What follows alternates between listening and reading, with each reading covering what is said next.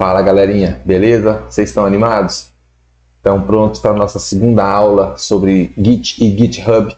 Estamos fazendo um curso aqui, na verdade, o que nós estamos fazendo é ler, nós estamos lendo o livro ProGit juntos. Eu não estou fazendo a leitura aqui, mas eu estou pegando o livro, a cada página dele, estou fazendo aqui vídeos explicativos. Então, se você não gosta de ler, ou se você gosta de ler, mas ainda prefere uma explicação a mais, então entra comigo. O objetivo desse curso aqui nem é, na verdade, uma monetização ou algo do tipo. Nesse momento, o que eu quero é fixar aquilo que eu tenho aprendido, e quando a gente ensina, a gente fixa um pouco mais, certo? Então vamos lá para o nosso curso de Git e GitHub, e dessa vez vamos para a aula 2, formas de controle de versão.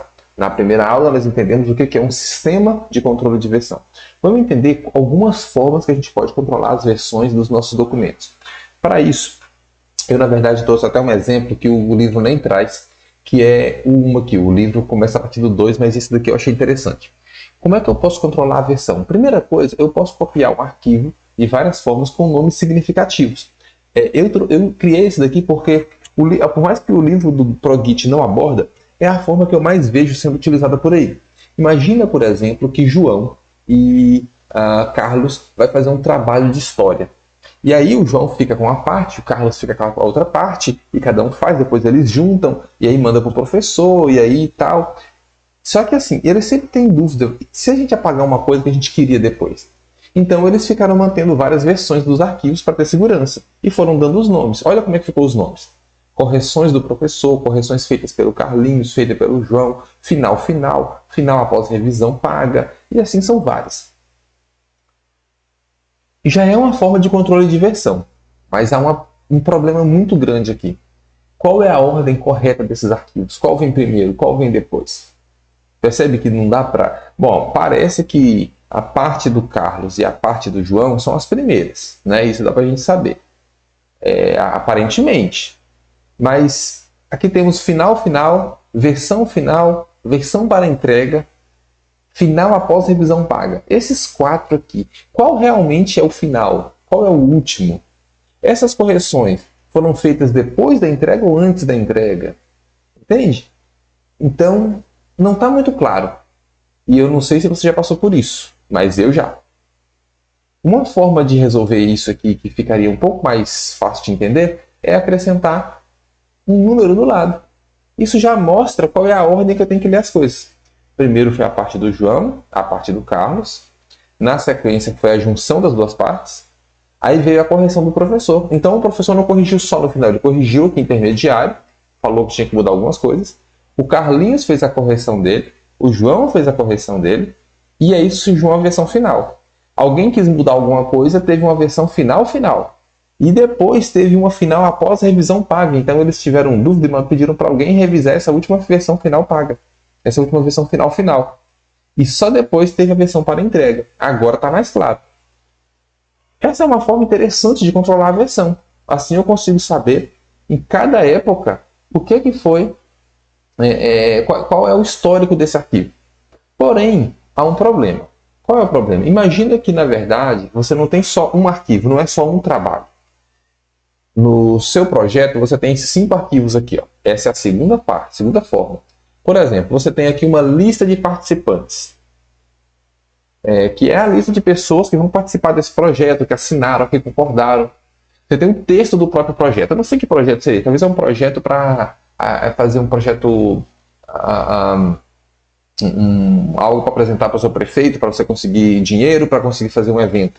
Então tem a lista de participantes, tem o texto do projeto, o que você vai mostrar? Tem os cálculos estatísticos, que talvez sejam importantes para esse projeto. Então, quanto por cento de não sei o que e tudo mais, cálculos que você pega do IBGE, que você mesmo fez. Aqui tem algumas notas, para você não esquecer de colocar no projeto, então vocês vão colocando aí.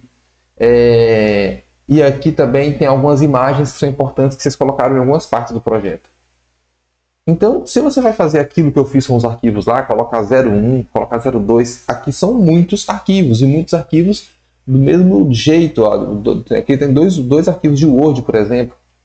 Não vai ficar tão interessante você ficar fazendo aquele tanto de cópia uma após a outra, vai ficar uma bagunça muito maior dentro da mesma pasta. O que você pode fazer? Você pode colocar todos esses arquivos aqui dentro de uma pasta e dar um nome para essa pasta com a data.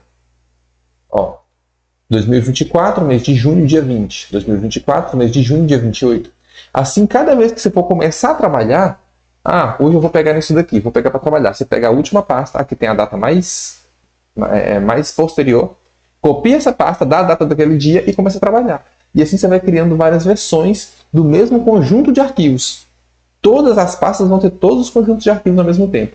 Essa é a forma que o Git, que o livro do Git fala pra gente que é a forma mais rudimentar de controle de versão. Eu coloquei aquela 1, mas ele aponta logo direto essa 2, que é copiar arquivos em novas pastas com marcação de tempo. Então, o tempo vai sendo marcado aqui. E assim eu vou sabendo quais arquivos são mais novos ou quais arquivos são mais antigos. Qual que é o principal problema disso aqui? Demanda muito trabalho. Eu, um ser humano, copio, colo, renomeio e pior, ser humano erra muito. Então, se a gente pode automatizar isso, a gente vai automatizar. E quando a gente automatiza isso daqui, é justamente o que a gente chama de sistema de controle de versão, que a gente falou lá na última aula. Porém, nessa versão aqui, nesse momento, a gente está vendo um sistema de controle de versão local. Certo? Como assim local? Repara, eu tenho um banco de dados aqui que ele vai armazenando todos os arquivos e as mudanças nesses arquivos. Então, eu tenho a primeira versão, a segunda, a terceira versão de cada um dos arquivos do meu projeto. Certo? É isso. Por que ele é local? Porque ele fica no meu computador. E como é que isso implica? Primeiro, eles armazenam tudo no banco de dados. Então, não fica aquele tanto de arquivo, eu não fico vendo aquele tanto de pasta, aquele tanto de arquivo no meu computador. Isso já torna a confusão um pouco menor.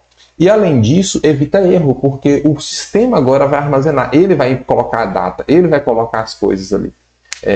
Então, isso evita muito erro humano, certo? Porém, imagina lá que o João e o Carlos vão fazer uso de um sistema de controle de versão. Como o sistema é local, só um dos dois vai ter acesso a isso na máquina.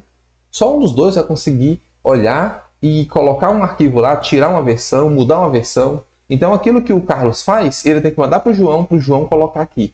A colaboração não fica tão boa, não dá para fazer de forma colaborativa as coisas. Por causa disso, a gente tem também os sistemas de controle de versão centralizados. Como é que é isso? Repara, aqui a gente tem um repositório central, um local central, onde fica todas as versões. Todo o histórico do projeto fica aqui, centralizado. E aqui, cada uma das pessoas que está trabalhando naquele projeto, ela pode mudar um arquivo e colocar aqui dentro. Essas imagens que eu estou mostrando para vocês são imagens do próprio livro do ProGit, tá bom? Então, se você pegar o livro e baixar, você vai ter isso lá também. Tá? PDF gratuito aí na internet. No final, eu vou colocar o link na descrição também, para você conseguir baixar.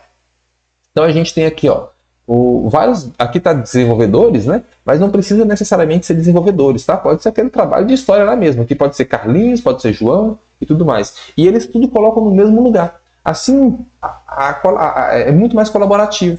Você consegue todo mundo colaborar o tempo inteiro no mesmo repositório. E todo mundo sabe o que está acontecendo. Essa é uma das vantagens, ó. Olha aqui. Um único servidor tem todas as versões de arquivos de todas as pessoas. Então todo mundo tira o arquivo de lá, mexe e coloca lá de novo, tira e coloca lá de novo. Esse tipo de repositório de controle de versão permite o trabalho colaborativo. Ele armazena as versões ao longo do tempo, mas de todo mundo junto. Todo mundo sabe o que todo mundo está fazendo, o que todo mundo fez. Então aqui o Carlinhos mudou isso, eu posso mudar aquilo e tudo mais. Além disso, esse tipo de sistema de controle de versão, ele dá poder especial para administradores. Eles podem aqui, por exemplo, controlar. O Carlinhos só vai poder mexer nesse tipo de arquivo. Na pasta de imagens ele não tem acesso. Já nessa outra pasta aqui, na de notas, o João não tem acesso. Então é possível a gente fazer isso. Só que ainda tem um problema, né? Nem tudo são flores, né? As coisas elas vão melhorando. Nesse caso aqui, imagina que está tudo num computador só, está tudo centralizado. Se aquele computador cai ou se corrompe, tudo se perde. Tudo se perde. Claro que você pode ter backups e tudo mais, mas por causa desse tipo de problema, nós temos os sistemas de controle de versão distribuídos, que é a forma mais interessante que nós temos hoje. Como é que funcionam os sistemas distribuídos? Repara aqui, eu tenho um servidor onde tem todas as versões, Mas quando uma pessoa pega os arquivos de cá, ela não pega um arquivo para mexer. Ela pega o histórico inteiro. Ela pega a versão 1, 2 e 3 de todos os arquivos. E essa outra pessoa também. Quando ela coloca aqui de novo, essa pessoa vai ter acesso e essa pessoa aqui consegue pegar direto dessa. E assim eles conseguem realmente ser de forma distribuída. Repara que eu tenho o repositório inteiro aqui, aqui e aqui. De forma que se esse servidor aqui cair hoje, amanhã eu posso comprar outro computador, pegar uma dessas versões e colocar aqui dentro. Porque essa versão aqui ela tem completo tudo que tinha aqui dentro.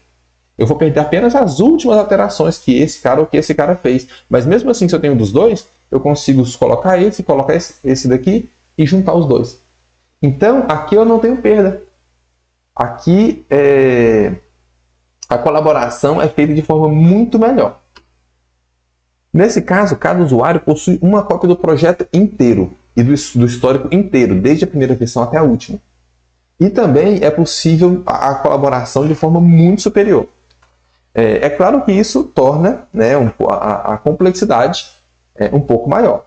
O Git, que a gente está estudando aqui, é justamente dessa terceira forma. Aliás, dessa quinta forma que a gente está falando aqui, né? É um sistema de controle de versão distribuído, tá bom? Na próxima aula, a gente vai entender exatamente o que é o Git. O que é o Git de verdade? O que ele traz de diferença e tudo mais. Até aqui a gente está falando sobre controles de versão e sistemas de controle de versão, que é aquilo que o Git é. Mas agora nós vamos falar do Git em si. Vamos começar a falar sobre ele.